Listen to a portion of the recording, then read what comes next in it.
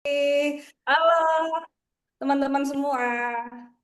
Oke, di sini juga udah hadir para pembicara kita, Om Jusman dan juga Mas Bagus ya. Oke, kita tunggu sedikit lagi mungkin ya. Ini ya kita tunggu 2 menit lagi. Biasanya sih 10 lewat 5 masih ada aja yang datang-datang. Nanti sambil berprogres. Oke. Halo, Pak Erik, apa kabar Mas Farhan, Mas Delvi, Mbak Prita, Mas Apri, apa kabar? Halo, selamat pagi Pak Mulyono. Pak Mulyono tuh dari mana sih Pak? Saya penasaran loh sama wajahnya Pak Mulyono. Karena saya Halo Pak menebak. Mol. Halo Pak, Pak Mul. Pak Mul itu usia Pak Mul Gen X, Gen Y, Gen Z atau Gen Y? Pasti Gen X kan? Ya Pak ya? Kayak Pak Nah Mol di kan? atas saya deh. Ah. Enggak, soalnya kalau anak sekarang jarang Pak yang namanya Mulyono gitu. Iya betul, di atas saya makanya. Halo, halo semuanya. Oke, pagi ini kita punya satu topik yang hangat sekali. Tapi sebelumnya ini udah hadir semua kan ya. Nah, sebelum kita masuk ke topik, saya pengen teman-teman lihat ini dulu deh. Sebentar, sebentar, sebentar. Udah siap semuanya? Audio on? Audio on. Wah, Kang Dudi masuk nih Kang Dudi. Halo Kang Dudi, Assalamualaikum warahmatullahi wabarakatuh. Nah, oke, baik. Sebelum saya opening, saya pengen ngasih lihat film ini dulu sama teman-teman. 攻，先发疯。拼一次，负3弹。拼命才能不失败。开攻。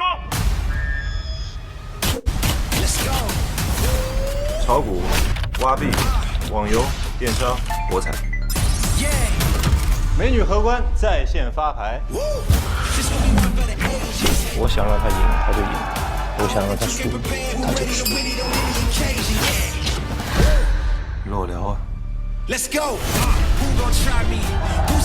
要不加入啊？加入什么？搞诈骗？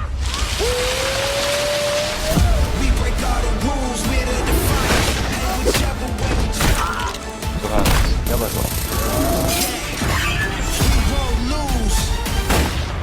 我要走了，我要自由。你他妈离开这儿你就自由了啊！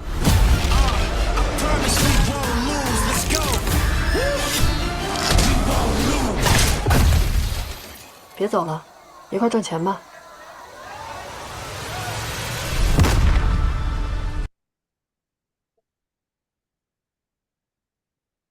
Oke, itu dia.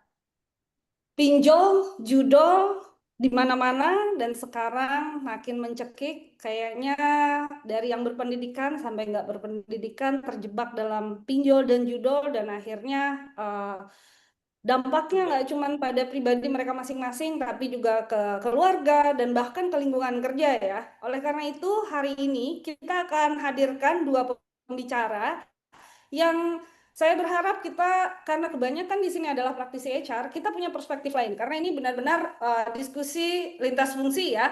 Karena yang akan hadir hari ini sebagai tamu kita dan akan menjadi pembicara kita adalah Jeng Jeng. Siapa ya? Udah ada dong di flyer ya kan? Oke, ini dia yang akan sharing dengan kita pagi ini. Ada Om Jusman. Om Jusman seorang experience HR leader dan juga Mas Bagus Berlian, praktisi fintech di Indonesia ya. Oke, Om Jusman itu sebelumnya adalah HR Director dari Lotte Grocery Mart dengan 23 tahun experience. Jadi kita tahu ya, beliau bukan Gen Y, pasti saya yakin. Saya yakin. Kemudian sebelum juga beliau di Tugu Insurance, di Signa Insurance, kemudian bolak-balik ternyata dari retail ya, Om Jusman ya. Balik-balik ya. Baik, jadi sudah malang melintang di dunia HR dan menghadapi berbagai masalah ke HRD-an ya, apalagi kalau retail pasti rentan banget dengan masalah industrial relation ya, biasanya ya, setahu saya. Dan pembicara berikutnya adalah ini Mas Bagus Berlian. Beliau adalah praktisi fintech di Indonesia. Jadi beliau adalah product leader untuk aspek digital lending dan credit risk. Beliau adalah product lead dari Amarta Finansial sebelumnya. Kemudian saat ini dia juga merupakan product manager dari credit rating ya Mas ya, credit rating. Dan betul kita akan sekali. punya share, kita akan dikasih banyak enlightenment nih sama Mas Bagus tentang dunia fintech dan dunia keuangan serta dunia gelap pinjol dan juga judol. Yang saya harap kita semua nggak cuma HR ya, kita jadi lebih waspada, lebih berhati-hati tentang keamanan data, tentang aplikasi finansial dan seterusnya, karena ternyata banyak hal yang mungkin kita sendiri nggak sadar bahwa kita sedang disadap gitu ya sama banyak pihak. Oke, saya nggak mau panjang-panjang. Saya serahkan panggungnya ke Om Jusman dulu karena Om Jusman ingin memaparkan sejumlah data yang mungkin realitanya sama-sama kita sadari dan kemudian gimana masalahnya di HR. Nanti kita akan masuk ke Mas Bagus untuk diskusi-diskusi. Buat teman-teman, kalau ada pertanyaan boleh raise hand, kita diskusi aja ya teman-teman. Jadi ini bukan webinar satu arah karena di sini pembicaranya maksudnya forumnya adalah forum diskusi di mana semua orang punya hak bicara dan saya sangat percaya pada collective knowledge ya. Jadi semakin banyak yang urun pandangan gitu akan semakin memperkaya perspektif kita. Oke, silakan Om Jusman. Saya stop share karena Jusman mau share dari layar sendiri ya. Ya, saya share sendiri ya, izin share ya. Oke, Selamat thank pagi you. semuanya. Selamat Assalamualaikum pagi. warahmatullahi wabarakatuh. Waalaikumsalam warahmatullahi wabarakatuh. Semoga meskipun puasa tetap segar dan semangat. Terima kasih udah join, kita sama-sama sharing. Saya cuma mau sharing aja pengalaman saya. Mungkin ada yang lebih pengalaman dari saya atau yang punya pengetahuan lebih banyak, tentu aja pasti ada. Silahkan kita nanti ngobrol-ngobrol ya. Sedikit tentang saya, sebentar. Ini tadi udah dibacain riwayat saya. Jadi tapi kalau mau mau follow mau follow IG atau mau follow saya punya sosial media silahkan, ini di sebelah kanan bawah bisa kita lihat sama-sama. Silahkan di follow, googling aja nama saya pasti keluar. Nah ini yang menarik nih, kalau kita lihat gitu ya, kenapa sih kita hari ini bahas pinjol dan judol? Ini sebenarnya dua hal yang berbeda. Tapi nanti di pertengahan slide akan saya share apa sih yang menjadi concern sehingga kita membahas ini menjadi satu begitu ya. Nah, kalau kita lihat di sini, sorry, saya punya pointer sudah kelihatan belum ya? Pointernya belum, Om. Belum ya, sorry sebentar ya. Ini saya lagi nyari pointer saya nih, nggak kelihatan ya. Mouse select. Oke, nah ya ini dia. Oke, udah kelihatan pointer saya? Udah, tapi kecil. Bukan ya, oke. Nah, kalau kita lihat di sini, siapa aja sih yang menggunakan pinjol? Kita lihat kebanyakan milenial sama Gen Z. Gen X sepertinya sedikit karena memang ada keterbatasan usia kalau kita mau mengajukan pinjol. Alhamdulillah pemerintah itu membatasi pinjol itu minimum di usia 18 tahun. Ada juga beberapa pinjol yang membatasi di usia 21 tahun.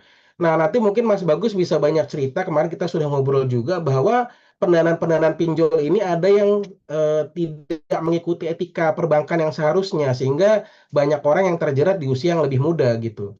Nah, kalau kita lihat baby boomers ini sedikit, karena mungkin ada faktor gaptek juga gitu ya, dengan kondisi teknologi semakin meningkat, tapi tidak menutup kemungkinan bahwa sebenarnya kalau mereka itu cukup adaptif terhadap teknologi, itu mereka yang melakukan persentase mereka ini bisa cukup tinggi. Karena saya pengalaman banget deal dengan beberapa bank gitu ya, mereka cerita bahwa banyak orang yang belum pensiun pun mereka punya SK masa persiapan pensiun atau hal seperti itu ya. Kalau di BUMN itu ada seperti itu atau di pegawai negeri, itu mereka gadaikan untuk pinjaman.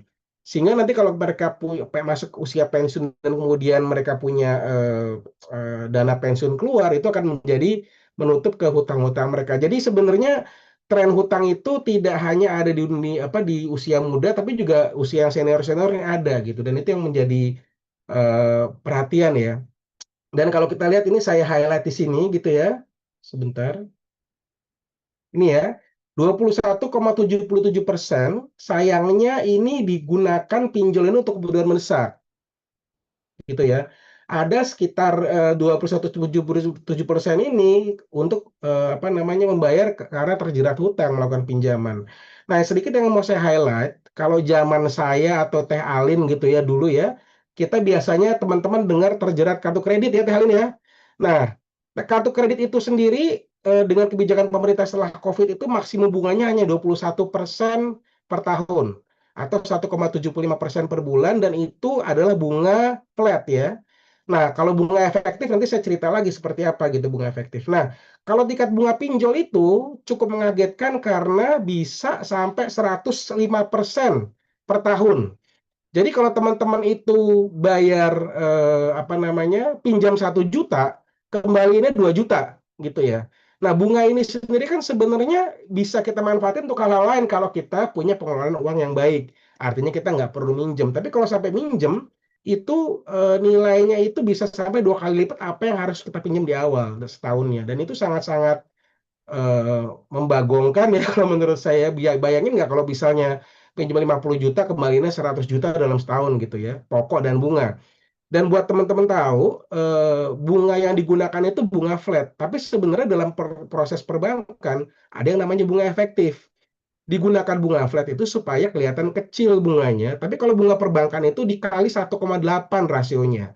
Jadi kalau tadi kita bicara 105% atau 103% tadi bunga tahunan pinjol, sebenarnya bunganya itu 189% setahun. Dan ini sebenarnya jenis bunga inilah yang digunakan oleh bank untuk mengukur return of expense return of disbursement mereka gitu, interest rate ke nasabah. Dan ini yang perlu teman-teman ketahui karena biaya bunga itu sangat tinggi sekali dan itu makanya dalam kepercayaan saya dan juga mungkin kepercayaan Teh Alin atau di Muslim itu riba dibilangnya. Atau Mas Bagus juga Muslim seperti itu dibilang riba karena memang ada proses di mana uang itu dilipat gandakan dengan menyulitkan kita sebagai peminjam. Nah, ini kita mesti hati-hati. Kalau kita lihat jumlah pinjamannya kecil-kecil ya, gitu ya. Ya, ini untuk gaji UMR mungkin ini cukup besar, tapi menurut kami ini menurut saya ini sebenarnya kalau pengelolaan uang pribadi itu baik, harusnya ini bisa di-manage dengan angka-angka segini nih untuk jumlah pinjaman gitu. Nah, seperti itu yang jadi perhatian ya, teman-teman ya. Nah, lalu kemudian kita masuk ke yang namanya judol. Orang itu pinginnya kayak cepat dan kita sudah tahu berbagai macam jenis korban penipuan yang dari simple sampai sangat-sangat sophisticated bahwa orang itu pasti pinginnya naruh dikit balik ke banyak. Nah, kalau kita lihat di sini putaran uang pinjol saat di tahun 2025 itu sampai 1.200 triliun, teman-teman. Ini berarti sebenarnya sangat memprihatinkan. Kenapa? Karena banyak orang pingin dengan cara uang cepat untuk dapat penghasilannya gitu ya. Nah, yang khawatirkan adalah kalau kita lihat di infografisnya, di kiri itu ada 80.000 anak yang udah main pinjol, gitu ya. Karena kenapa? Karena tadinya orang mau main pinjol itu 100.000 minimum, sekarang 10.000 udah bisa, gitu ya. Dan pinjol ini karena judi memang dilarang di Indonesia, tidak diregulasi sehingga tidak ada batasan minimum orang bisa main pinjol. Akibatnya apa? Judol maksudnya. Akibatnya apa? Ya, anak-anak bisa main dengan nilai uang 10.000 gitu ya. Dan ketika ini semua menjadi ketagihan gitu ya, akibatnya apa? Dari cuma receh aja lah main sedikit dan kemudian mau terus-terusan gitu ya, akhirnya 80% penghasilan atau apapun pendapatan itu jadi pengeluaran untuk judol ini. Nah, ini yang sebenarnya kita balik lagi kalau kita mau sukses menghindari pinjol dan judol itu adalah pengendalian diri. Semoga bulan puasa ini bisa lebih mengendalikan diri gitu ya. Kayak gitu kira-kira teman-teman. Nah, ini juga kita lihat di sini di infografis dari 3,3 juta pemain dengan segala macam kemudahan yang ada, pinjol naik menjadi 16,4 juta pemain seperti itu. Oke. Nah, kemudian ini nih ya tadi 80% pengeluaran menjadi miris jadi perhatian ya, pengeluaran rumah tangga juga mengkhawatirkan. Nah, ini hubungan manisnya gitu ya. Balik lagi orang yang judol itu sifat dasarnya manusia itu to conquer atau ingin mengalahkan atau ingin menang gitu ya. Di setiap level itu ada, di level top eksekutif ada, di level staff ada, di level yang masuk ke dalam garis kemiskinan itu ada, sehingga digabungkan dengan kebutuhan keuangan yang ingin dapat cepat, kemudian keinginan untuk mengalahkan dan yakin menang gitu ya. Ini jadi lingkaran setan nih teman-teman ya. mulai dari judul dulu kalah gitu ya, karena pernah menang, dipancing pernah menang, kemudian ketagihan, lanjut terus punya modal, akhirnya judul lagi. Dan kalau kita suka lihat film-film tentang Vegas gitu ya, tentang judi di sana, dadu itu bisa diakalin supaya angkanya keluarnya sesuai keinginan yang penjudi gitu ya. Mesin kartu deck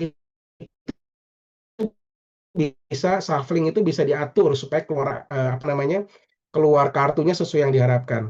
Nah, itu yang di depan mata kita. Sedangkan kalau kita bicara judul, itu algoritma yang kita tidak tahu gitu loh. Di balik itu semua apa sih sebenarnya gitu ya. Dan bagaimana mereka nyetel itu nanti mungkin Mas Bagus bisa ceritain gitu ya. Itu gimana mereka bisa nyetel supaya kita ngerasa menang dulu, kemudian membuat euforia, kemudian wah saya yakin menang nih, kemudian kalah, kemudian mencari uang lagi supaya untuk mendanai apa namanya keinginan judi selanjutnya untuk mengalahkan itu ya menjadi lingkaran setan. Balik lagi nih intinya pengendalian diri gitu ya. Dan apa namanya itu yang paling penting kita perlu sadari bahwa kita itu diakalin oleh sistem yang merugikan kita gitu. Nah ini kalau kemudian ngomong pendapat pinjol nih buat karyawan dan di kantor, mungkin buat teman-teman HR gitu ya, mungkin ada yang HR dan non HR di sini, bahwa terlilit pinjol ini banyak karena kurang literasi atau kekurangan pengendalian diri gitu ya. Itu yang kita kita pahami bersama gitu. Kemudian kinerja akan menurun karena kalau begitu sudah masuk ke kondisi state di mana dia itu 80% pengeluaran untuk judi atau 80% pengeluaran untuk bayar hutang, sudah pasti itu akan mengganggu kinerja dia karena tidak bisa fokus berpikir bagaimana untuk bisa menyelesaikan hutangnya. Dan beberapa kecenderungan yang pernah terjadi adalah berbuat fraud di perusahaan. Dan ini yang harus kita sebagai HR itu, saya kebetulan orang HR, harus sensitif dengan hal itu dan mengantisipasi betul-betul apa yang akan mungkin terjadi bila karyawan ini sampai terjerat pinjol. Secara statistik, saya baca beberapa literatur sampai 34% terjadi penurunan kinerja output dari divisi di mana ada orang yang terlibat pinjol tersebut di perusahaan gitu ya. Kemudian gangguan masalah sosial, nanti mungkin Mas Bagus juga bisa cerita gimana mungkin juga teman-teman kita ya yang dia yang minjem kita yang diteror gitu. Karena teknologi saat ini bisa membaca banyak hal untuk bisa orang tuh nagih tanpa tanpa putus asa gitu ya si debt collector gitu ya.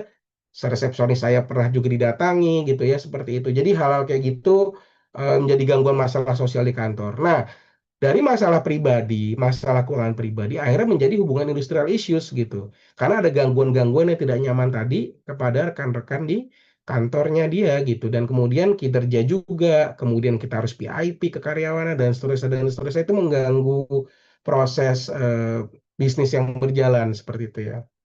Nah, kemudian bagaimana menyikapi pinjol dan judul? Ada dua hal di sini yang saya sampaikan dua kali ears up ini di nomor 00 dan nomor 06.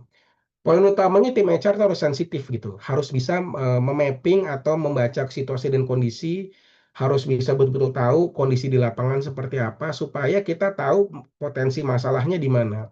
Dan kemudian setelah kita irsap itu kita tingkatkan literasi keuangan teman-teman kita di kantor gitu. Karena kayak tadi pemahaman mengenai tingkat suku bunga, pemahaman bagaimana nanti akan berdampak kepada ekonomi dan lain-lain itu bisa menjadi pencerahan buat mereka walaupun yang namanya sudah keinginan itu tidak bisa dibendung. Kayak misalnya ngelarang orang rokok, itu juga pasti akan sulit sekali gitu ya. Biasanya orang merokok itu berhenti karena keinginan sendiri, gitu seperti itu. Nah, kemudian ketika ada permasalahan apapun itu, karena tadi HR sudah ears up, itu company sebaiknya menyediakan employee assistance program gitu ya. Secara profesional, baik dari sisi literasi keuangan maupun dari psikologis, supaya masalah-masalah ini bisa di assistance dengan baik oleh perusahaan untuk mencegah hal yang lebih besar yang tidak menguntungkan itu terjadi. Kemudian penguatan PP, PKB atau SOP. Karena balik lagi banyak hal yang menjadi konsekuensi hubungan industrial itu ketika dieksekusi malah terjadi masalah-masalah yang merugikan perusahaan. Karena merasa karyawan ini kan urusan pribadi saya. Kalau misalnya teman saya terganggu itu kan teman saya. Banyak hal-hal kayak begitu itu yang kemudian menjadi titik yang perlu diperbaiki di perusahaan dengan SOP PPPKB yang kuat agar bisa tim HR itu atau company itu melakukan ketentuan-ketentuan yang baik untuk menyelesaikan masalah yang ada. Kemudian dukungan keuangan. Pada beberapa perusahaan tempat saya kerja itu tidak spesifik memberikan dukungan keuangan untuk bisa repackaging teman-teman yang terlibat atau terlilit hutang.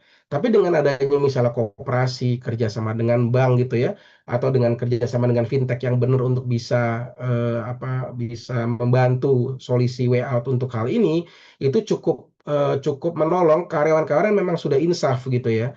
Tapi perlu diketahui juga, saya juga punya pengalaman di mana ada yang terlilit pinjol dan kemudian dibantu oleh teman-teman satu divisinya gitu ya. Karena ternyata, teman-temannya itu kurang sensitif terhadap, apa yang terjadi dengan temannya ini, ternyata setelah dibantu juga masih ada pinjol-pinjol lain yang belum terselesaikan gitu. Sehingga ketika bantuan itu dicoba untuk diberikan, itu tidak menyelesaikan masalah.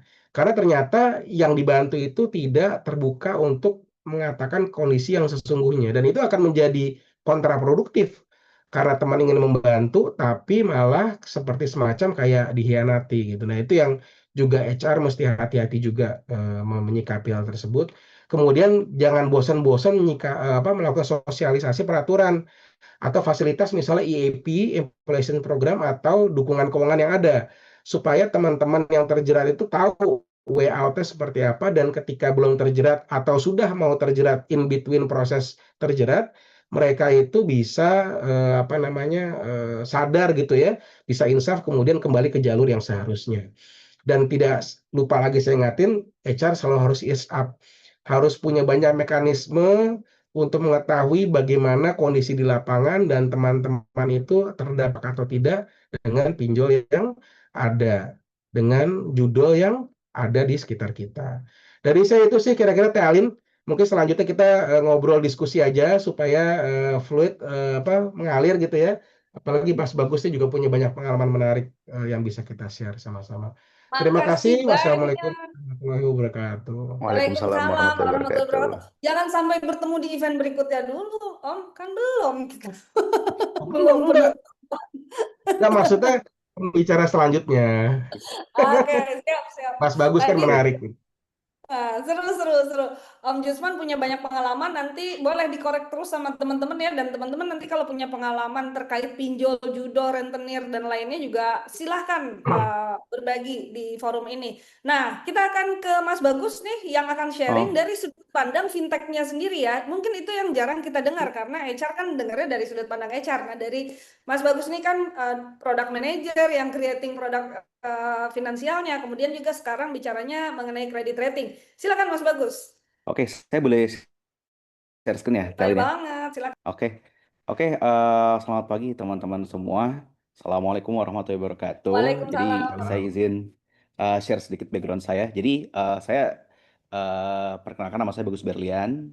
Saya kurang lebih di dunia baru berkarir selama 13 tahunan lah gitu. Cuman specifically di dunia fintech, khususnya fintech lending, credit rating, dan juga artificial intelligence baru sekitar 7 tahunan terakhir.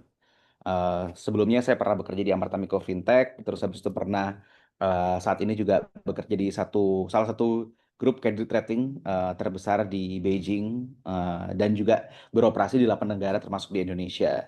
Tuh. Nah, cuman kalau kita ngomongin sebelum kita ngomongin terkait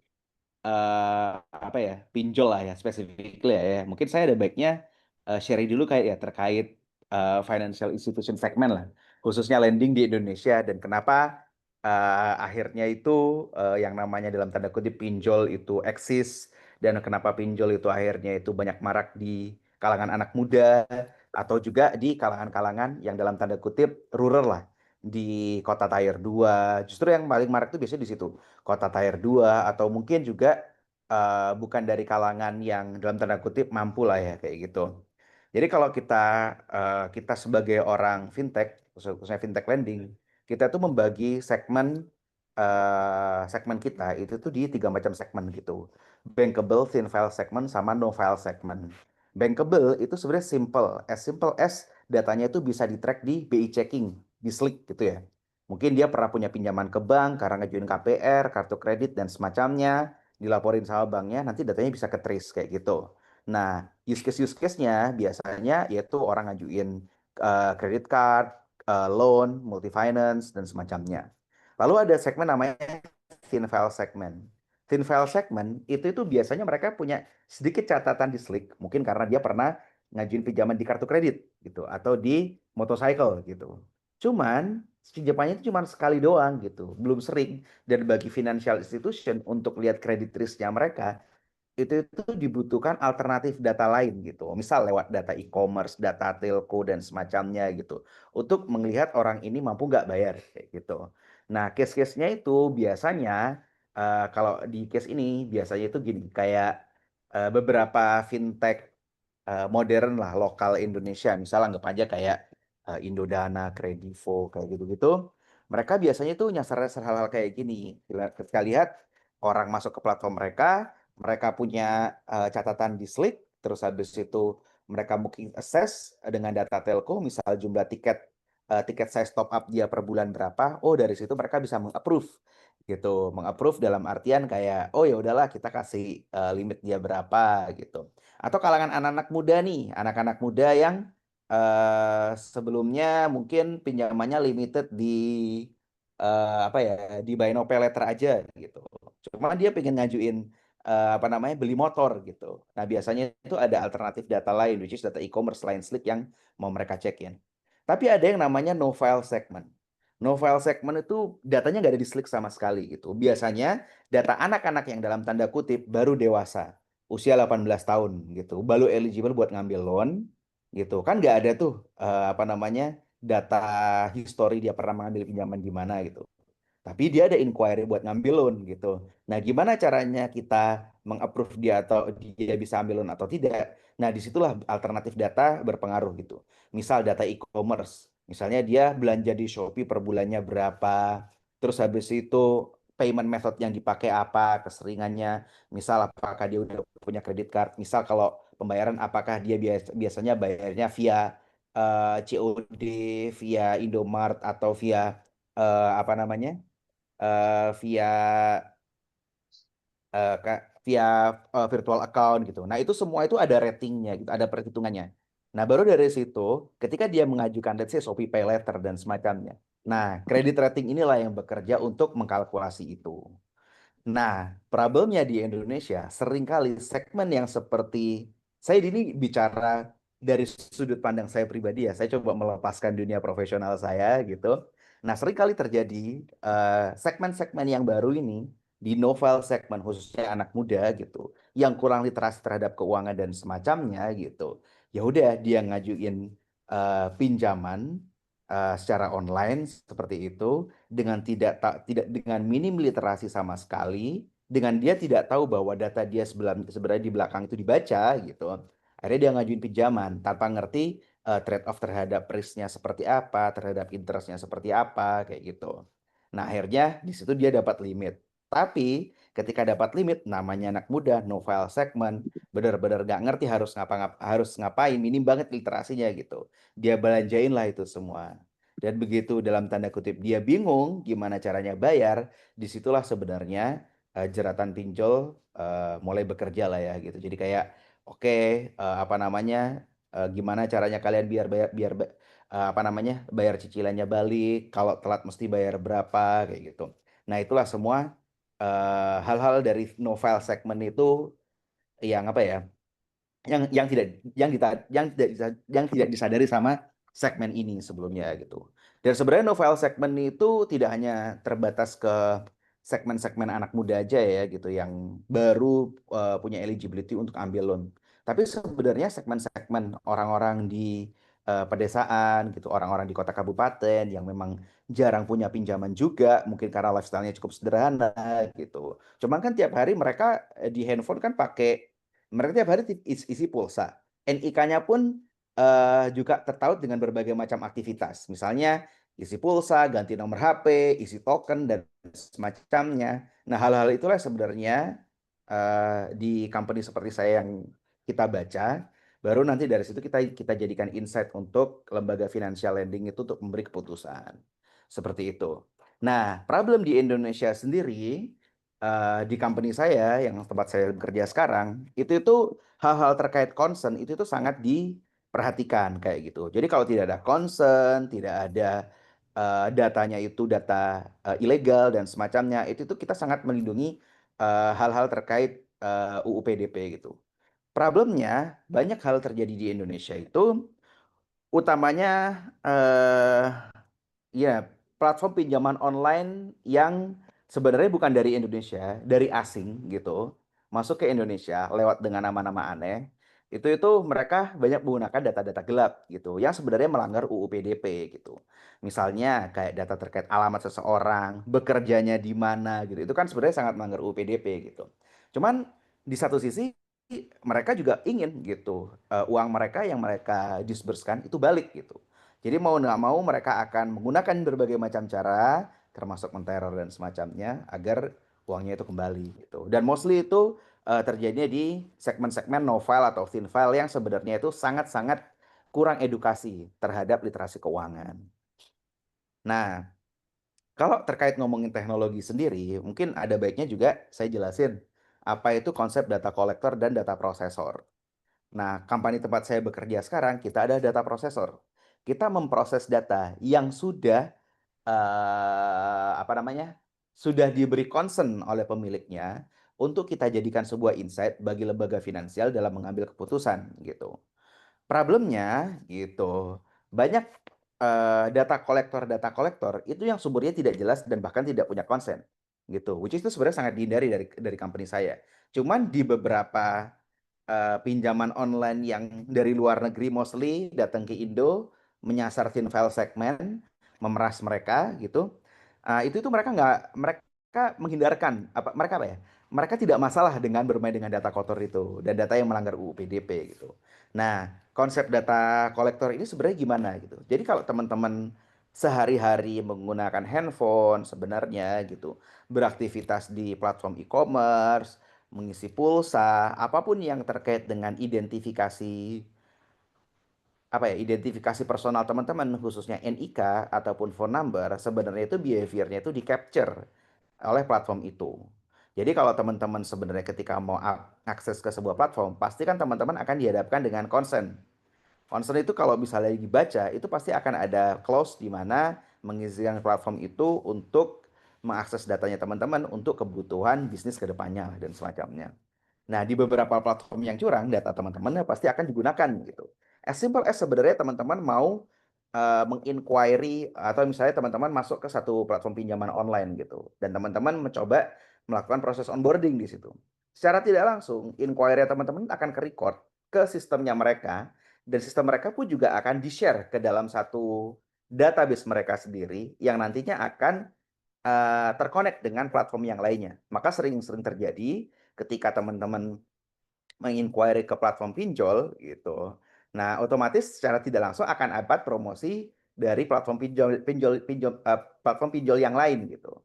Nah, disitulah konsep multi platform sebenarnya bekerja.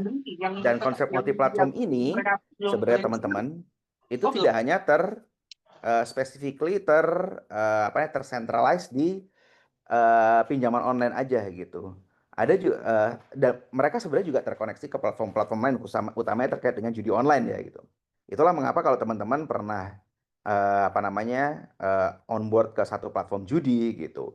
Behavior teman-teman kayak sehari ini itu teman-teman login berapa lama, bermain berapa lama, menang atau tidak, teman-teman top up berapa, rata-rata top up per bulan itu pasti akan direcord. Dan di recordnya itu nanti akan menjadi sebuah apa ya? Saya ngomongnya itu menjadi sebuah bukan teknologi, sebuah service yang kita sebut sebagai data features. Data features itu anggapannya indikator yang nanti itu akan membentuk sebuah scoring system. Di scoring system itulah sebenarnya suatu platform judi online itu menilai worthiness-nya atau worth-nya atau value-nya teman-teman gitu. Kalau teman-teman biasa misalnya top up-nya gede puluhan juta rupiah, wah itu pasti value-nya bakal gede banget. Tapi tiba-tiba setelah top up jutaan rupiah puluhan juta rupiah kalah terus teman-teman churn berhenti berapa lama gitu. Nah, itu biasanya ratingnya makin turun. Kalau rating turun di platformnya judul biasanya akan ada flagging lah kayak gitu. Jadi kayak akan ada alert, oh si A gitu. Itu lagi churn nih padahal dulu suka top up banyak. Biasanya kalau ada churn gitu akan ada promosi tuh. Promosi judi lagi bermain biar cepat menang atau kalau nggak promosi judi biasanya oh uangnya habis ada promosi terkait pinjaman online gitu. Nah, hal-hal itulah sebenarnya yang dimainkan oleh data kolektor gitu. Nah, paling dari situ juga sebenarnya kalau kita ngomongin terkait dengan landscape lending sih, kalau kita tadi sempat bicara ya bahwa oh data kita ke-record loh dan itu bahaya sebenarnya karena data kita yang terrecord di satu platform compare to platform yang lain itu nyambung kayak gitu. Nah, kalau teman-teman let's say ada kebutuhan pengambilan pinjaman, terdesak lah dan semacamnya gitu. Di tempat saya bekerja gitu, kita tuh sampai bikin semacam rating gitu. Let's say kalau misalnya satu peminjam, borrowers gitu itu untuk dikatakan levelnya itu aman atau tidak, itu komposisi lendingnya seperti apa sih gitu. Karena kita tidak menutup kemungkinan juga ketika apa namanya kita sehari-hari bekerja terus habis itu mungkin ada kebutuhan mendesak gitu. Nah, kira-kira di platform mana sih yang cukup aman untuk kita mengambil pinjaman gitu. Jadi kita bagi beberapa proporsi di sini based on riset kita gitu. Kita klasifikasikan level A plus sampai E dan juga komposisi dari portfolio pinjamannya ada di mana aja gitu. Jadi kita bagi berdasarkan bank, multi finance, peer to peer A, B dan C. Peer to peer ini termasuk pinjol tadi ya gitu. Kalau peer to peer C itu ya udahlah dari negara C sana gitu yang masuk ke Indo dengan nama aneh-aneh itu. Terus habis itu peer to peer B mostly juga gitu, cuman masih baik gitu. Kalau peer to peer A itu ya sebenarnya platform pinjaman online juga mostly dari Indonesia gitu atau semuanya dari Indonesia di sini. Dan cukup populer juga di Indonesia. Biasanya ciri-cirinya interestnya hal-hal terkait interest dan semacamnya itu jelas sih dari peer to peer A ini. Atau multi finance atau bank gitu. Nah, multi finance atau bank biasanya mereka itu akan taat regulasi banget gitu. Karena POJK-nya jelas gitu. Mereka benar-benar sangat-sangat well monitored gitu. Dan mostly structure kepemimpinan juga ada di Indonesia. Nah, kalau misalnya satu borrowers gitu, kalau let's say misalnya teman-teman mengakses ada mau ngerekrut lah karyawan gitu dan mengakses gitu. Dan teman-teman punya akses ke service kita ini gitu. Nah, itu bisa dilihat juga banknya, let's say kalau pinjamannya mostly di bank sama multi finance dan pinjamannya itu dalam tanda kutip pinjaman secure gitu ya. Misalnya contohnya KPR, misalnya contohnya kayak kredit yang dengan agunan lah atau kredit motor gitu. Itu mostly masih tidak apa-apa. Paling at least ketika dia tidak bisa bayar, at the end juga barangnya akan disita gitu.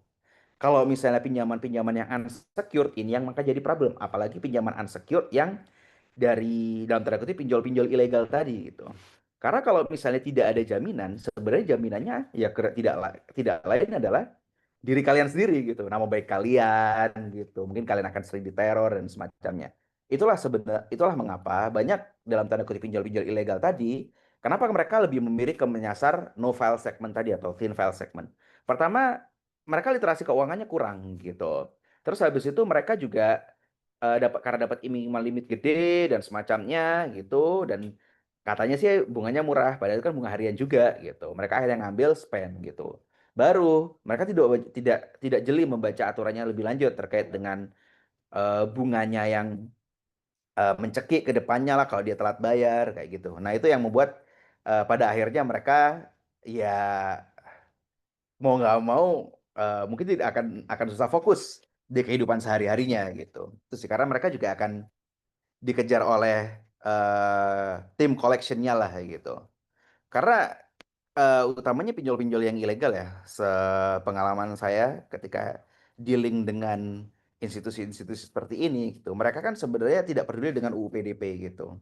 Mereka yang penting gimana caranya uangnya balik gitu. Dan ketika tidak peduli dengan UU PDP juga data-data ilegal bisa terkait location gitu, terkait dengan alamat employer dan semacamnya itu mereka sebenarnya gampang banget dapatnya kalau mereka mau beli akses datanya ke dark web gitu. Tinggal beli akses datanya aja kita bisa nyariin tuh nasabahnya ada di mana gitu. Dan sebenarnya itu sih yang mesti kita tekankan ke generasi muda juga gitu. Kalau let's say misalnya kalian belum bisa beli cash gitu, udahlah nggak usah minjem-minjem gitu. Apalagi kalau minjem dari platform-platform yang tidak jelas. Mereka memang memudahkan kalian untuk onboard. Kalian teman-teman kalau misalnya mau onboard ke pinjol-pinjol ilegal, gampang. Kalian paling cuma tinggal foto KTP gitu. Nah, sebenarnya kan yang mereka tidak sadar ketika KTP-nya itu di capture, ada nama, ada NIK di situ, Dan juga phone number karena kalian juga mesti login pakai phone number juga. Data kalian itu identifier ini tuh akan diproses di belakang, di assess credit worthiness-nya pakai scoring platform mereka, baru nanti mereka akan menghitung apa namanya limit yang akan dikasih berapa gitu. Dan kenapa mereka mau ngasih prosesnya seamless dan mau ngasih limit besar juga? Karena mereka itu pun juga sudah punya teknologi bagaimana memonitor portfolio, bagaimana melakukan proses collection yang valuable buat mereka lah, dalam artian yang penting uang saya bisa balik kayak gitu. Nah, itu ada di belakang karena di Indonesia sendiri tidak menutup kemungkinan bahwa sebenarnya data-data kita itu telanjang di luaran sana gitu, dan orang pun bisa mengakses gitu. Nah, key takeaways kalau misalnya dari saya gitu yang banyak berkecimpung di dunia data, utamanya yang apa namanya dealing dengan dunia perbankan, baik itu perbankan, multi finance maupun juga apa namanya dealing dengan case-case terkait pinjaman online juga gitu. Jadi data kita, karena itu saya kan sempat ngomong ya, kalau misalnya if you don't have any security lah, nggak punya jaminan apapun terhadap loan kalian gitu, unsecured loan ya. Kalau loan secured kan kayak KTA, sorry KPR, pinjaman apa namanya motor dan semacamnya gitu. Ya jaminan kalian itu sebenarnya ya data diri kalian gitu. Jadi makanya jangan pernah ceroboh menge-share data gitu. Baik data kalian itu kalian tiba-tiba foto ke pinjaman online gitu, ataupun as simple as sebenarnya di daerah-daerah kan sering tuh kayak saudaranya apa pinjam KTP-nya kita gitu. Nah itu jangan pernah banget gitu. Karena takut-takut kalau misalnya dipakai apply buat platform pinjaman online gitu. Kalau sekali kalian pernah sekali aja masuk ke ekosistem itu gitu dan kalian aktif gitu, udah ekosistem yang lainnya itu akan bisa membaca juga karena ada teknologinya tadi ya yang disebut sebagai multi platform gitu. Terus juga apa namanya yang kedua juga be mindful juga terhadap konsen gitu. Jadi ketika kalian oke lah teman-teman pasti pengen ada saatnya kita pengen melakukan pinjaman entah di kartu kredit ataupun pinjaman online BNPL lainnya. Tetap baca konsennya gitu. Ada klausul nggak sebenarnya untuk dalam tanda kutip membagikan data kalian ke pihak lain. Kalau ada klausul terkait itu udah stop aja gitu. Jangan pakai platform itu gitu. Kalau misalnya lebih ke arah untuk pemrosesan data terkait internal bisnis mereka, that's still okay gitu. Dan yaudah yang terakhir tadi, if your loan does not secured, nggak punya jaminan, so the trade-off will be yourself actually. Paling itu dulu dari teman-teman sharing dari saya. Oh. Kurang lebihnya mungkin kita bisa diskusikan lebih lanjut. Oke, terima kasih banyak Mas Bagus. Tadi ngeri ya statement terakhirnya, if your loan is not secure, your apa tadi? Your identity is actually the security ya. Iya benar, Yeah. Mas. Ini benar nggak yang terjadi kayak di film-film bahwa ternyata karena tadi ya kalau KPR ada jaminannya rumah, karena kalau misalnya kredit motor, kredit mobil ada jaminannya barang. Sementara kalau pinjol ini jaminannya kita sendiri. Benar nggak Mas? Ini konspirasi teori aja. Ini berhubungan juga sama perdagangan organ tubuh Mas. Wah, kalau itu Feminine. enggak kurang tahu sih Teh belum pernah nemu. Cuman yang pasti kalau teman-teman kalau based on yang saya pelajari ya di dunia ini gitu, biasanya collection agency-nya itu treatmentnya beda gitu. Kalau Hmm. misalnya apa namanya rumah lah gitu, nggak bisa bayar KPR ya udah rumahnya eh, diambil sama bank kayak gitu. Tapi kalau misalnya pinjol gitu, mereka pasti akan punya collection agency yang mana akan benar-benar ngejar kita, neror kita, apa dan semacamnya kayak gitu. Bahkan mungkin lebih kenceng kali ya cara nerornya compare to kartu kredit kayak gitu ya. Karena mungkin balik lagi ke background orangnya tadi. Kalau kartu kredit kan mungkin yang akses juga orang yang dalam tanda kutip mungkin masih terpelajar lah ya, orang kota, kerja profesional dan semacamnya. Cuman kalau thin file sama no file segment tadi biasanya anak muda. Walaupun di kota tapi dia anak muda tuh.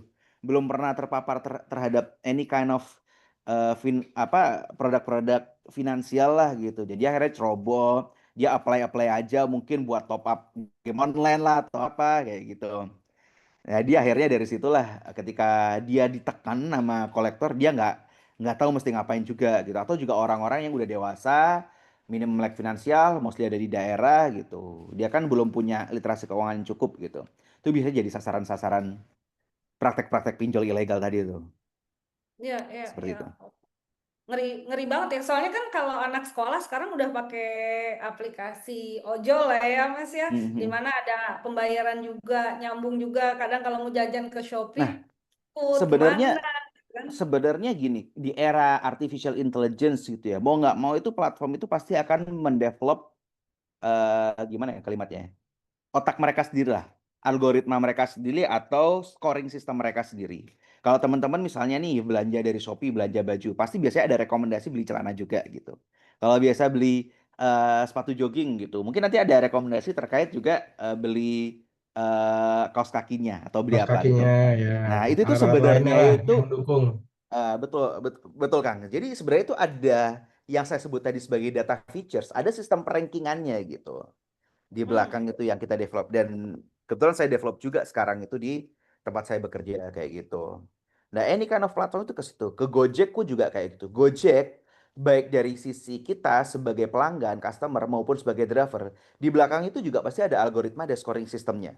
Makanya sering kan kalau misalnya driver Gojek kita rating satu, dia pasti akan malah banget karena di scoring sistemnya itu akan apa ya akan menginfluensi Bapak Gojek ini untuk tidak dapat order dalam berapa hari kayak gitu. Nah, hal-hal kayak gitu sih yang apa namanya yang sebenarnya tidak ada di apply dari satu platform aja di level judi online itu dan udah dua mata judi online dan pinjol lah gitu. Itu dua hal yang sebenarnya itu ya gimana ya kalimatnya ya, percaya nggak percaya mereka tuh sharing data gitu, mereka tuh Kita cross masih tahu data. bahwa there is big big invisible things yang running behind everything gitu ya. Yes, Apalagi kalau betul untuk kayak hal-hal negatif pasti bisa gampang banget ke tracknya seperti itu. betul. Makanya teman-teman tadi ya kalau misalnya saya sarankan tadi ya lihat film No More Bets itu kan ada adegan di mana yang disasar yang sampai dia lompat dari gedung mau bunuh diri itu kan anak muda baru kuliahan di China masih dan pengen kaya cepet gitu akhirnya dia main judi gitu sampai nggadein barang orang tuanya lah apa dan semacamnya. Ketika dia berhenti top up dalam sekian waktu, sistem itu ngebaca. Bosnya bilang, oh dia ini kayaknya masih mau judi karena dia masih suka login tapi dia nggak top up, kasih dia pinjaman kayak gitu. Nah, padahal pinjamannya itu yang makin bunuh gitu. Itulah sebenarnya yang jadi isu. Di China sendiri, hal itu udah banyak dilarang. Tapi Hmm. mereka ekspansi ke negara yang mungkin secara regulasi kurang kuat lah gitu. Itu Ya. sih. Bahkan jadi major funder ya, major funding ya, Mas Bagus ya. Yes, di ya kalau ya gimana nggak ngomongnya. Jadi kalau di Indonesia major Ini funding saya lah aja yang gitu. bocorin, saya aja yang bocorin. Iya, Ya, itu ya, sih ya, ya. teman-teman. Mm-mm. Oke, ya, ya, ya, benar Mas. Dan saya dengar kemarin dari teman-teman Gen Z gitu ya, yang cerita mereka baru pada lulus kuliah bahwa di anak kuliahan pun judol itu dipakai lucu-lucuan tanpa menyadari implikasi kebocoran datanya, tanpa menyadari Mm-mm. tadi ya implikasi bahwa itu akan masuk ke algoritma terus di tracking kayak gitu. Jadi masih Betul. dianggap "Ah, lucu nih lucu gitu. Nah itu yang Heeh, sebenarnya kurang banget ya, nggak lucu sama sekali ya Mas ya. betul. Jadi jangan pokoknya jangan gini. Tadi kan kalau kita ngomong ke data kolektor, data prosesor ya gitu. Jadi platform itu semua platform itu data kolektor. Cuman mereka itu mengkolek data itu secara benar, secara beretika atau tidak kayak gitu. Kalau beretika mereka pasti ada concern dan concernnya itu jelas nge-state bahwa ini untuk tujuan internal bisnis mereka. Karena let's say misalnya buat e-commerce gitu ya, untuk menyarankan produk lain dan semacamnya. Tapi kalau unethical gitu, mereka akan biasanya pakai tadi tuh, pakai teknologi multiplatform, dia share data ke satu platform besar. Jadi multiplatform itu anggapannya kayak Slick, Slick Indonesia, Slick BI Checking itu kan ngekonsolidate semua data perbankan satu Indonesia kan, repayment orang berapa, ini orang sehat atau tidak. Nah, kalau nggak sehat berarti nanti dapat kolek berapa, kayak gitu kan. Di dunia seperti ini tuh juga ada semacam itu namanya multiplatform tadi gitu tapi lebih ke melihat behaviornya teman-teman. Oh, si A ini suka inquiry ke tadi platform judi online berapa lama, nilai top up-nya berapa, average top up per bulan berapa gitu, average login per bulan berapa, duration consumption berapa, kayak gitu-gitu tuh akan di-trace banget gitu. Dan itu Hmm. akan dibaca sekali masuk ke ekosistem udah pasti akan apa ya, akan dapat promo-promo terkait lah gitu. Kecuali kalian berganti identifier. Berganti identifier itu apa? Ganti phone number atau ganti NIK. Tapi ganti NIK susah gitu. Jadi ganti phone number lah gitu. Ya, ya. Mas Bagus, kalau nggak salah kan juga kemampuan apps-nya si pinjol judul ini bisa sampai ngidentify pakai GPS ya, benar gitu nggak sih? Jadi location tuh bisa ke-track itu nggak sih? Sebenarnya itu gini, kalau saya boleh sharing ya. Jadi mereka bukan mengetrack location, mereka itu biasanya membeli teknologi dari salah satu vendor tertentu lah gitu, Oke, yang yang bisa memberikan lokasi gitu ya. yang bisa memberikan lokasi Jadi sebenarnya gitu. kalau mau ditagih apa namanya face to face juga bisa kejadian ya. Bisa kejadian juga gitu, karena Hmm. ini bukan lokasi semacam long lat lagi. Kalau misalnya data telco kan keluarnya longitude latitude kan. Ini Ya, exactly alamat sih pinpoint gitu. langsung gitu ya. Ya itu Ya, sih. ya, ya. Mm-mm. Ya karena Jadi kan bang, banyak yang ngerasa kalau dia pinjol tuh ah nggak ada tahu tempat gue tinggal di mana kan, karena kalau kartu kredit kan lebih ketat, kemudian kalau yang pakai secured loan tuh kan didatengin dulu di mm-mm. survei gitu ya. Pinjol ini kan banyak orang ngerasa bisa escape, padahal teknologi behind it udah far more advance untuk bisa pinpoint orang ada di mana, kalau mau didatengin datengin aja gitu kan Mm-mm. sebenarnya. Yes. Itu yang perlu kita Sebenarnya tahu juga gitu. sebenarnya kalau saya mau ngasih bocoran dikit sih gitu. Kalau pengen nggak ketahui, tapi untuk sementara ya, itu Bocor ganti halus nomor nggak HP. apa-apa lah, Ganti nomor HP.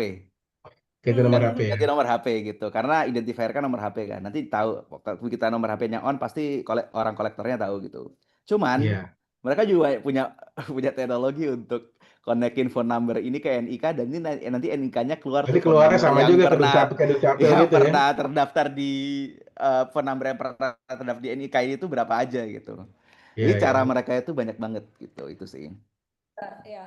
Dan Oke. yang paling kesel Mas adalah NIK kita, kenapa gedung masih nahan KTP kita? NIK kita kan sangat mudah diambil ya. Kan KTP kita ditaruh tuh kalau kita masuk gedung Mm-mm. tuh ya.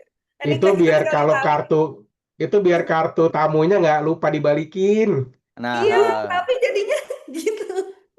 itu Cuma sih jadi jadi kemana-mana gitu kan data kita jadi gitu kan ya. betul. Jadi praktek kebocoran data di Indonesia itu sebenarnya celahnya masih banyak ya gitu. Karena semudah itu kita memberikan data pribadi saat ini ya. Ya, NIK kayak gitu. Dan memang saat ini itu kalau kita ngomongin teknologi eKYC lah ya, Know Your Customer kayak gitu. Atau verifikasi ketika kita mau masuk platform ya. Itu kan ada two ways verification ya gitu. Masuk selain NIK, selain masukin NIK biasanya ada verifikasi muka juga gitu. Cuman yang ditakutkan adalah seiring berjalannya waktu, muka kita kan bisa jadi avatar. Dan di KTP itu kan sudah ada foto kita juga gitu. Itu sebenarnya gampang banget untuk nge-training biar kita bisa punya avatar. ya. Kalau mau lihat itu, lihat aja podcastnya Pak Gita Wirjawan yang terbaru yang sama Pak Niki Luhur itu. Itu kan benar-benar Pak Niki Luhur ngemimikin Pak Gita Wirjawan gitu. Nah itu sebenarnya eKYC dari sisi apa namanya, sisi perubahan wajah ya menggunakan avatar AI itu udah mulai jamak ditemukan kayak gitu. Hmm. Jadi di Indonesia ini praktek ini masih ngeri sih sebenarnya. Kalau jahat ya gitu. Ya, ya, ya. Oke, ini udah ada yang nanya sebenarnya banyak, tapi ada yang resen. Saya duluan yang resen karena Mas Angga dari tadi udah resen. Silakan Mas Angga. Ya, pagi Bu. Siang Bu Elin, Pak Disman, Pak Bagus. Siang. Nah, sih. Ya. Ya, ini terkait ini mengenai pinjaman ya. Mungkin konsen bersinggungan dengan divisi saya di HRS. Mungkin kita tahu untuk di HRS banyak yang menyediakan layanan EWA atau bisa dengan kata lain itu kasbon.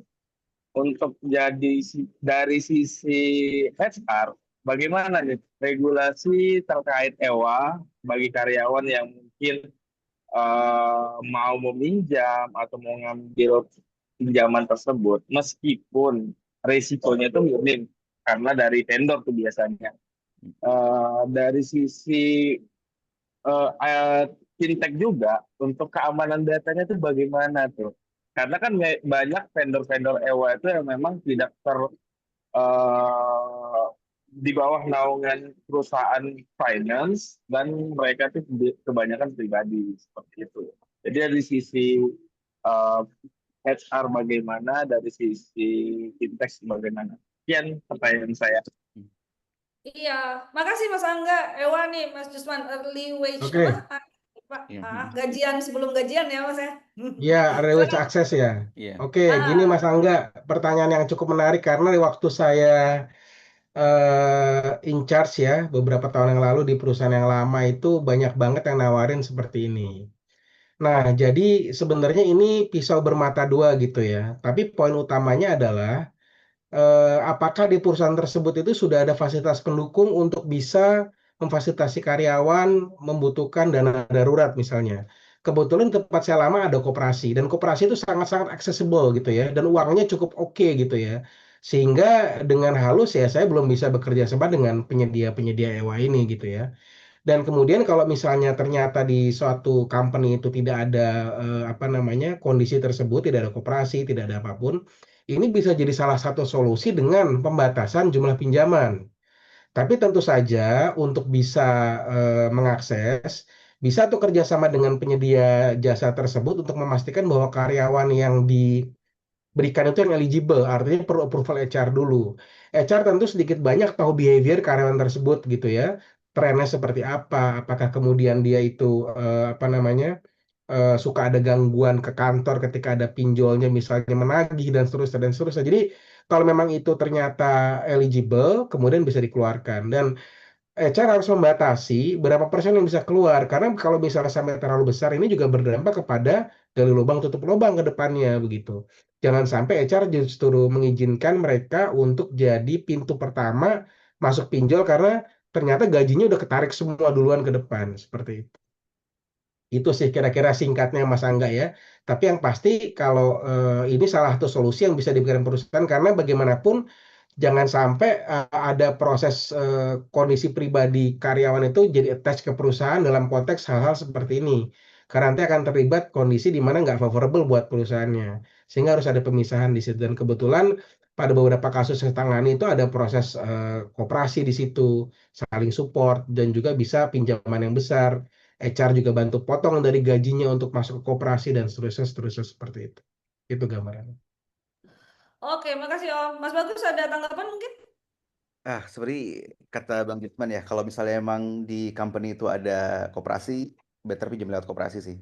Itu satu. Nah, Nah, kalau misalnya Ewa, gini, early wage access ya, itu tuh sebenarnya kan udah apanya? Sebenarnya kalau misalnya early wage access itu biasanya kan ditawarkan oleh platform-platform HRIS ya gitu. Apapun namanya, Sunfish lah, atau mungkin Talenta dan semacamnya. Mereka itu sebenarnya tidak punya license untuk memberikan pinjaman sebenarnya gitu. Betul, Tapi di secara OJK juga belakangnya, saya suka challenge juga tuh. ya, tapi Mm. biasanya di belakangnya itu tuh ada satu apa namanya platform penyedia pinjaman yang nge-support gitu. Misalnya dulu saya di Amarta, saya tuh bikin produk namanya partnership lending gitu. Nempel lah ke berbagai macam platform gitu. Amarta sendiri secara regulasi aman gitu. Jadi nggak ada masalah. Cuman di beberapa case ada tuh yang platform pinjol dari daratan sana lah yang masuk ke Indo.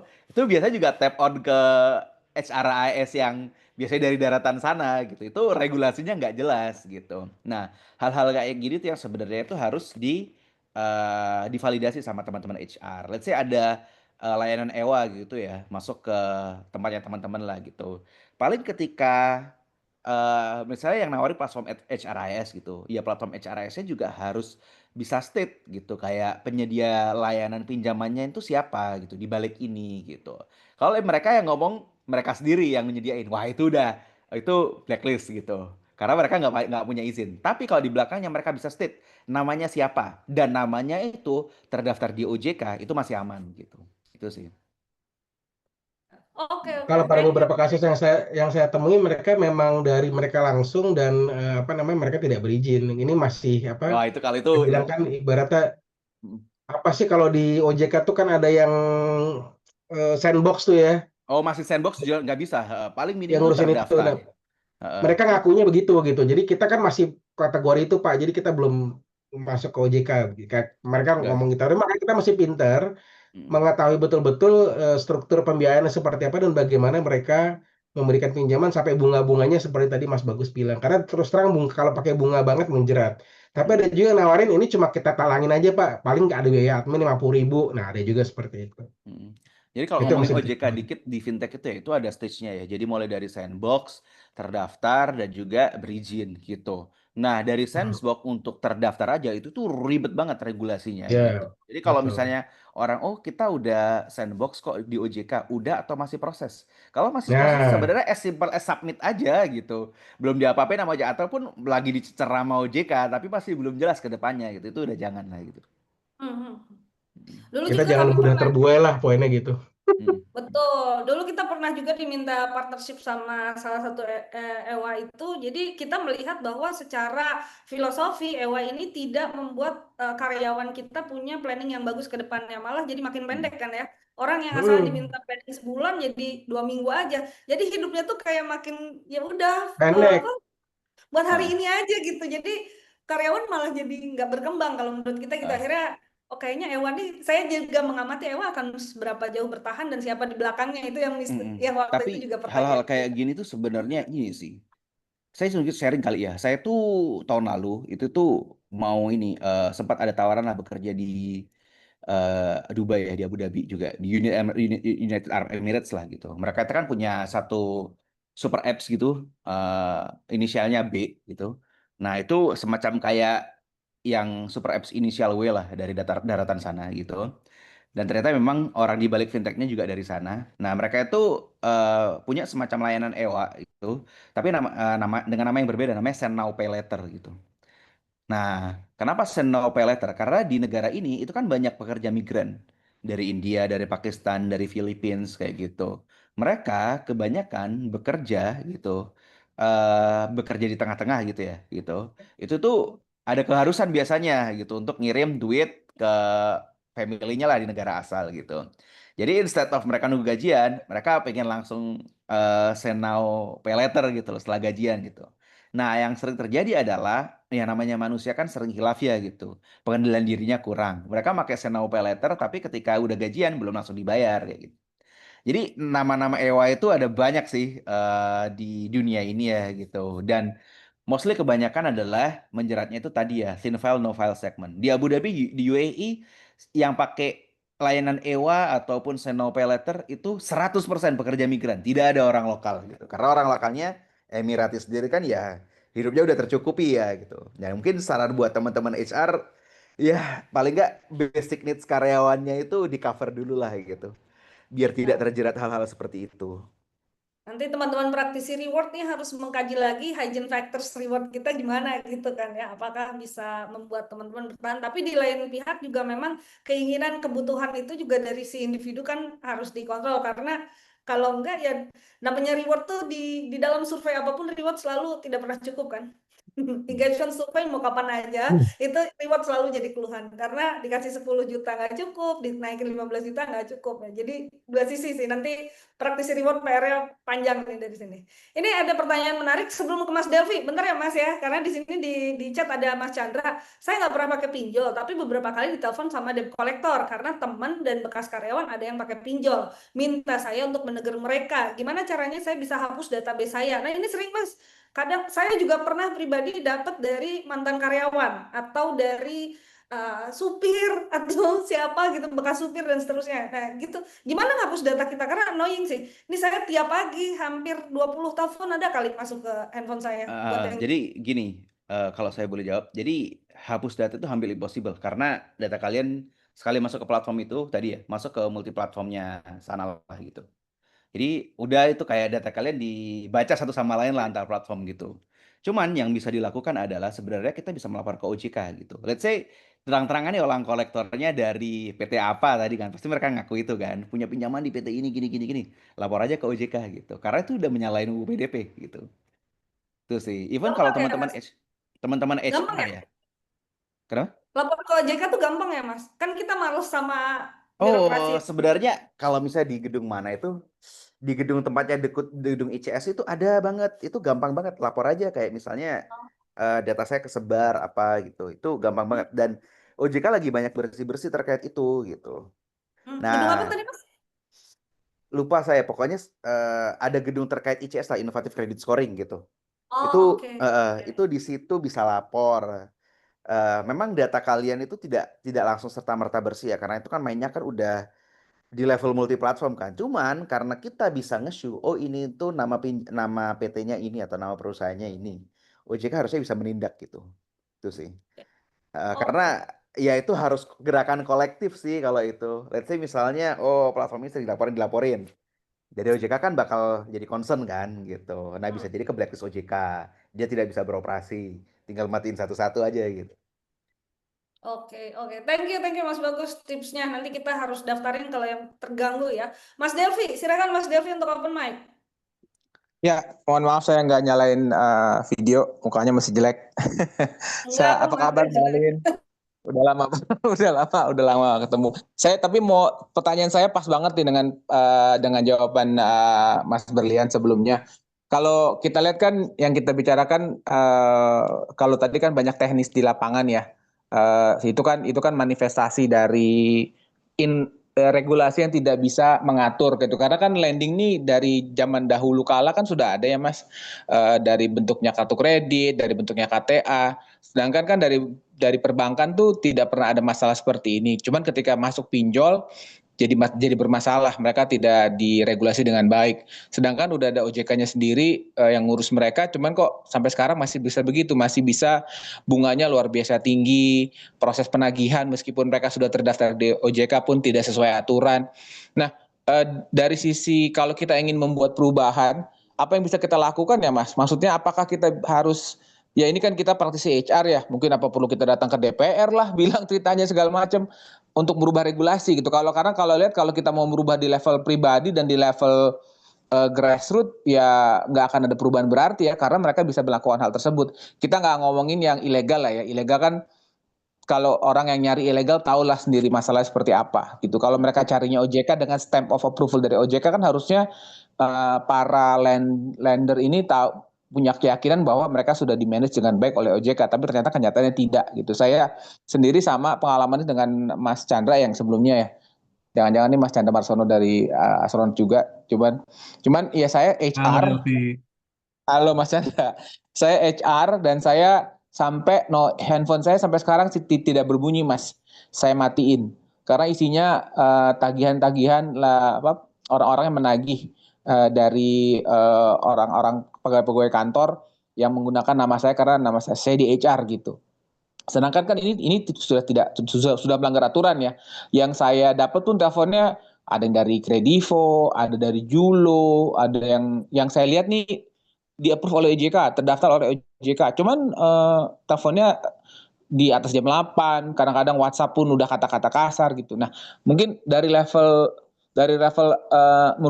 membuat perubahan melalui regulator apa yang bisa kita lakukan ya Mas? Tadi kan Mas sudah cerita nih kita laporin OJK. Cuman kalau kita sistematiskan menjadi sesuatu yang berimpact tuh seperti apa ya? Apa ada jalannya ya? Terima kasih. Itu Terima kasih. ngasih Nah, Mas Delvi ya. apa yang bisa kita lakukan? Wah ini saya sendiri pun juga bingung sih apa ya. So far Berat. berat juga. Karena ini mereka sendiri pun sebenarnya dikasih makanan berat. mereka sendiri pun sebenarnya kolektif banget ya di belakang ya. Jadi sebenarnya kalau untuk mau bikin perubahan ini kita juga harus kolektif sendiri sih gitu. Mungkin harus ada dari level kita juga lah gitu. Mungkin dari level pribadi, kalau saya pribadi itu sangat menghindari pertama benar-benar harus aware lah terkait perencanaan keuangan, terkait literasi keuangan. Itu bukan sesuatu yang tabu yang harus kita bicarakan sejak kecil kok gitu. Mungkin kita harus mendidik anak kita kalau let's say beli itu juga paling enak pakai cash gitu. Kalau nggak ada duit ya pinjamnya ke mama papa gitu aja dulu lah gitu. Terus habis itu dampaknya terkait dengan pinjaman utamanya pinjaman-pinjaman yang ilegal tadi itu ya gitu, pinjaman online yang sebegitu mudahnya kita dapat tapi trade off-nya sebenarnya ngeri banget gitu. Itu sih yang harus kita lakukan. Mungkin kampanye dari diri kita pribadi lah ya gitu. Kalau per pemerintah sebenarnya sekarang pun juga yang paling paling mungkin kelihatan titik terang itu juga dari kita mereport ke OJK juga gitu. Sebenarnya OJK itu makin ke sini itu kalau teman-teman mengikuti perkembangan fintech lending itu pelan-pelan itu akan dibunuh gitu. Caranya gimana gitu? Dengan menekan jumlah maksimum interest-nya kayak gitu. Jadi interest-nya itu kalau nggak salah sekarang itu udah ditekan nggak boleh lebih dari 25% atau berapa gitulah per tahun kayak gitu. Nah, kalau misalnya ada yang melanggar di atas gitu, itu tuh berarti udah ilegal. Makanya ketika teman-teman mau onboard ke satu platform lah, let's say benar-benar butuh gitu, itu baca konsennya gitu. Benar-benar harus dibaca. Kalau nggak dibaca udah gitu, bisa jadi kejebak gitu. Itu sih. Dan juga yang pasti data kalian itu sensitif gitu, NIK itu jangan suka sebar-sebar data pribadi, apalagi data orang. Sebenarnya kita menyebarkan data orang, misalnya ada karyawannya Mas gitu, masukin datanya Mas ke satu platform pinjol, Mas tuh bisa nuntut dia gitu. Itu tuh ada aturannya sekarang itu gitu. Itu sih. Ya. Itu Oke, semoga menjawab ya. Cuman kalau misalnya gimana cara berubah itu PR berat itu. Om Jusman mau ke DPR kita, Om Jusman, silakan. Waduh. Yuk Ini bareng-bareng yuk. jangan-jangan kita ke DPR yang kita temuin backernya pinjol juga. Aduh. Ya Benar, bisa bisa. banyak kepentingan, makanya tadi Mas Bagus bilang sulit ya karena masih Iya. banyak kepentingan yang ada di belakang ini dan OJK yang kuat itulah yang bisa regulator ya yang bisa memastikan ini memang berjalan seperti seharusnya. Malah sebenarnya kan ini harusnya diberangus ya, nggak boleh ada gitu. Tapi ya memang faktanya begitu, makanya kita sendiri mulai dari keluarga atau karyawan terdekat, tim HR itu sendiri, itu yang harus kuat juga. Cukup menarik di beberapa perusahaan saya sebelumnya, kebetulan ada salah satu karyawan cukong lah ya, dia tuh punya semacam jasa pinjaman antar karyawan gitu. Jadi karyawan Jadi jadi rentenirnya gitu. iya, ya bukan ratu nih dia tahu bunganya berapa segala macam, tapi bunganya mirip-mirip beginilah ya gitu besar sekali gitu di luar dari KTA atau kartu kredit gitu. Dan yang banyak minjam orang HR. Wow. Jadi kan ya jadi gimana ya? Jadi itu yang kalau dari secara HR kita mulai dari tim kita dulu gitu. Sadar nggak sih lo kalau lo minjem itu eh, apa namanya akibatnya lo bayarnya berapa gitu. Nah, selisihnya itu kan mendingan buat dipakai buat yang lain gitu. Kalau tadi kita lihat tadi, kalau data yang saya terakhir ya Mas Bagus yang saya tadi barusan browsing sebelum kita mulai acara, itu sampai 100% setahun, 103, 105% setahun untuk bunga pinjaman online. 3,5% per bulan. Kemudian itu apa namanya terakumulasi sehingga jadi 100 sekian persen setahun. Nah, jadi apa namanya itu tinggi banget gitu ya. Belum lagi kalau itu cara menghitung bunga flat, belum bunga efektif yang tadi saya bilang pengalih 1,8. Itu akan menjadi sangat berat buat kita sebenarnya kalau banyak pinjaman model begitu yang makanya dibilang riba kalau di agama kita itu karena apa? Karena memang kayak kayak apa menghisap darah lah gitu ibaratnya gitu ya. Kita pinjam cuma seberapa bayarnya 100%.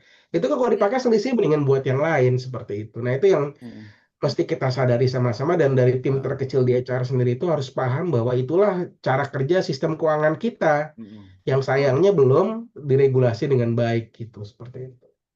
Dan kecenderungan orang untuk bermudah-mudah dalam berhutang ya. Jadi seolah-olah hutang tuh ya Iya, gampang aja deh gitu kan ya. Padahal mungkin anjurannya sebenarnya boleh berhutang asalkan memang sangat terdesak sampai nggak bisa iya, makan gitu kan ya. iya. Sekarang kan nggak bisa beli sepatu kita ngutang ya. Nggak bisa beli iPhone kita ngutang gitu. Jangan Jadinya. sampai juga terjerat utang itu karena pinjol juga. Tadi kalau kita lihat hubungan manis itu yang lingkaran setan, wah itu udah Betul. sayang Mau sekali ya. mau nggak mau memang ini sangat ada betul sih kata Mas Bagus apa ekosistemnya tuh sudah terbangun ya baik dari pinjol, judol, data dan sebagainya kemudian juga dari influencer juga ya Mas ya karena sekarang yang dilihat oleh anak muda sekarang adalah campaign tentang 1 miliar utamaku di usia 25 tahun terus pakai tas, baju branded, sepatu branded, tas Aduh, branded dunia kan ya yang dilihat oleh anak muda dan mereka merasa bahwa harus validate bahkan kan berhubung kita orang ribet kan kita tahu ya angka-angka penghasilan orang jadi kalau ke SCBD lanyardnya mahal sepatunya mahal gue tahu nih anak maksain banget karena kan kita jadi gitu ya Mas ya gitu wah ini kayak sesek nih pasti nih anak gitu kan kita jadi kebayang kecuali di belakangnya bapaknya support terus dia kerja buat hobi kalau enggak ya ini sesek banget nih dengan gaya hidup apa Sudirman, SCBD dan sekitarnya itu, Pewaris itu. Bahkan yang Mungkin menarik ada kenapa kenapa? nggak saya terus. Enggak, yang Saya mau menarik bilang kemarin soal mau konsen, nanti kita kelar nanti ya terus dulu Mbak. kata ada salah satu direktur klien gitu company, Lin, gue mau anak gue di tempat lo aja deh. Kenapa? Karena gue nggak mau anak gue kerja di SCBD, karena gue tahu hidup di sana kayak apa, Lin, kata dia gitu. Kesian banget anak gue kalau harus langsung ngadepin Tuntutan gaya hidup hidup. tinggi, gaji segitu ya gitu ya. Ya segitu, karyawan perusahaan kan nggak mungkin anak fresh grade dikasih hak gitu kan, lalu kan baru masuk ya, tapi gaya hidupnya udah luar biasa gitu. Oke, Nah ini ini seru.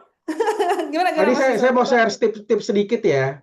Jadi ada pernah juga saya asistensi salah satu tim lah, salah satu karyawan untuk bisa menyelesaikan hutang-hutangnya gitu ya.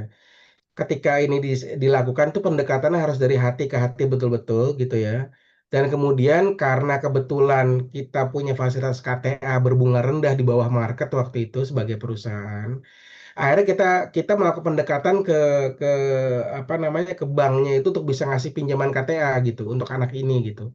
Jadi intinya sih hutang itu bisa selesai kalau di repackage gitu ya, di refinancing itu dengan tapi benar. Tapi untuk bisa melakukan itu kita harus yakin anak ini memang insaf gitu. Kalau dia Insaf. nggak insaf, nggak bisa pegang kendali konsumtifnya dia secara judul, secara apa konsumtif dia dari beli HP segala macam, itu akan sulit. Tapi kalau dia sudah di titik nadir dia dan dia insaf betul-betul, ini harus bisa di repackage dan itu bisa dilakukan. Karena kalau tidak dengan repackaging dia punya pinjaman atau refinancing punya pinjaman itu pasti akan ngebelit nggak akan pernah selesai gitu ya. Dan itu yang mungkin paling penting juga perlu diketahui buat teman-teman bahwa escaping dari pinjaman yang luar biasa besar itu sulit gitu ya. Tadi Pak Mulyono sempat menyampaikan pinjaman 5 juta dari 5 jadi 83 juta dalam berapa bulan tuh kan. Itu kan mau Gila. dia yang ngitung dasarnya. Mungkin bunganya tadi kayak kita bilang 3,5% sebulan, kemudian kalau efektif itu jadi berapa gitu ya. Tapi dasar hitungan bunganya dari mana? Apakah dari pokok awal? Apakah dari sisa yang belum dibayar? Karena tadi kasus yang saya cerita ada yang tadi pinjam meminjam antara teman tadi tapi dibisnisin kayak kayak pinjol, itu dia dasarnya dari pokok hutang yang masih dipinjam di awal, bukan dari sisanya. Akhirnya apa? Akhirnya hitungan bunganya kan jadi besar. Ketika jadi besar ya udah makin tercekek aja dan itu balik lagi yang minjem banyak orang ecer gitu. Iya Karena sih dia Pak. cerita kalian nih orang bisnis nggak ada loh yang minjem sama saya. Ini orang HR waktu saya waktu itu di fungsi bisnis ya fungsi bisnis ya. Ini orang HR tau nggak pada minjem semua orang HR gitu. Ini kan itu kan data pribadi dia jangan share dong nggak. Kan gue cuma ngomong orang HR bukan individu name by name tapi hampir semua jadi ya udah kita tahu lah Oke. gitu Baik, ceritanya. seru banget ini karena hangat ya memang topiknya. Baik, karena waktu sudah jam 11.20, kita supposed to be 11.25. Mungkin ada closing, tapi sebelumnya kita foto dulu. Habis foto nanti ada closing statement dari Mas Bagus sama Om Jusman gitu ya tentang topik hari ini. Kalau teman-teman masih ada pertanyaan yang belum terjawab, boleh nanti diketik aja di grup Agile HR. Kita bahas lagi di grup, boleh? Mas Bagus sudah masuk ya ke grup Agile HR ya, Naira? Sudah teh. Ya, nanti kita ngobrol lagi di sana, dilanjut. Oke, boleh kita foto bareng dulu. Yang cantik, yang tampan, silahkan di open kameranya. Ada Kang Dudi. Ini Kang Dudi udah malang melintang dengan dunia ini rentenir ya Kang ya. Hadapin banyak rentenir. Saya bandar judul. Bisa jadi narasumber juga kalau ada tambahan-tambahan. Closing remarks mungkin dari beliau kali, Talin. Udah. Waktunya kasihan waktunya. Oke, boleh. Oke, Naira minta tolong siap. di... Oke, di slide pertama dulu ya. 3, 2, 1. Oke, lanjut di slide kedua. 3, 2, 1.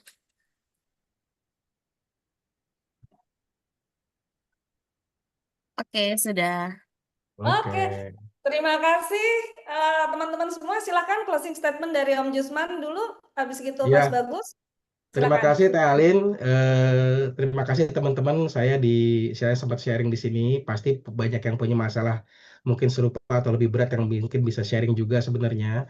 Tapi poin utamanya adalah kalau tadi dari apa yang kami sampaikan, ya kita masih betul-betul tahu kondisi yang memudahkan itu pasti ada trade-off-nya, dan kemudian kita harus bisa menguasai diri sendiri untuk bisa menghindari hal-hal tersebut.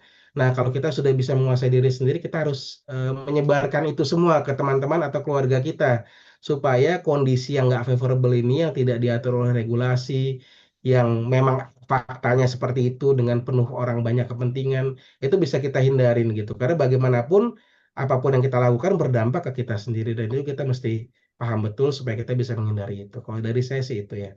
Makasih Teh Alin. Wassalamualaikum warahmatullahi wabarakatuh. Waalaikumsalam warahmatullahi wabarakatuh. Silakan, Mas Bagus. Kalau mungkin dari saya, teman-teman, satu hal yang pasti itu di dunia yang serba digital seperti saat ini gitu, apalagi dengan banyak platform online, apalagi dengan banyaknya growing-nya AI seperti sekarang ini gitu. Jadi kita itu sebenarnya secara data itu sudah benar-benar telanjang teman-teman gitu. Jadi jangan sampai ketelanjangan ini terekspos ke hal-hal yang berbau negatif juga gitu. Karena once kita masuk ke satu ekosistem yang negatif itu, secara tidak langsung sebenarnya data kita dalam tanda kutip dijadiin bancaan gitu sama platform-platform negatif itu untuk ditawari hal-hal yang negatif pula gitu. Maka dari itu berhati-hati dengan identitas kalian, jangan gampang ngesebar data kalian, NIK, phone numbers, ataupun hal-hal yang lain gitu ya. Even ke saudara terdekat kayak gitu. Karena secara tidak langsung nanti bisa jadi ada potensi disalahgunakan, dan itu juga nanti yang menyesal kita sendiri gitu. Oke, terima kasih banyak Mas Bagus, Om Jusman. Sebelum berakhir, boleh teman-teman diisi feedbacknya ya dengan topik kita hari ini. Apa sih insight terbaik yang teman-teman dapatkan? Dan insya Allah ke depannya, walaupun Ramadan sudah berlalu, kita akan terus adakan diskusi lintas fungsi ya. Karena biar HR nggak silo, nggak cuma datang dengan perspektifnya sendiri, kita akan undang teman-teman kita dari fungsi lain. Jadi kalau sekarang dari Mas Bagus sebagai praktisi fintech, mungkin kita nanti akan bahas topik-topik lain dengan mengundang ahli di bidangnya juga gitu. Oke, ini adalah feedbacknya. Silahkan dibuka di menti.com, kodenya adalah 28736078, atau bisa juga di-scan di barcode-nya. Boleh dong minta feedbacknya terhadap sesi kita hari ini. Apa sih insight teman-teman yang didapat dari sesi kita hari ini? Silahkan.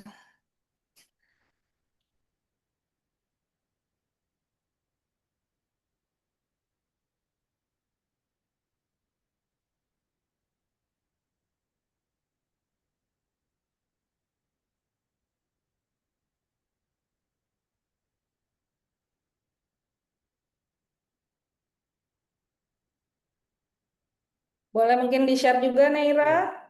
Linknya mungkin bisa di-chat juga, supaya teman-teman tinggal ngeklik linknya aja. Boleh. Apa sih? Boleh di slideshow. Sama-sama, dan ada 2 pemenang dari sesi kali ini, teman-teman yang insightful ya. Ada pemenang pertama yang akan dapat kenang-kenangan sedikit adalah Pak Mulyono, karena tadi banyak kasih insight di chatroom ya. Kemudian satu lagi adalah Mas siapa tadi ya?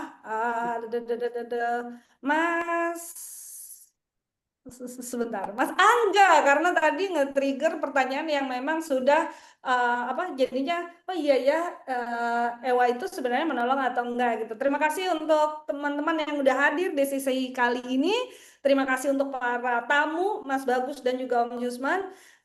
Sebelum Idul Fitri, ini sesi terakhir dari kami Komunitas Sejajar, mohon maaf lahir dan batin kepada teman-teman semua. Insya Allah kita ketemu lagi setelah Lebaran ya. Sesi berikutnya. Jangan lupa. Hatur nuhun semuanya. Selamat mudik buat yang Terima mudik. kasih. Terima kasih semua. Assalamualaikum.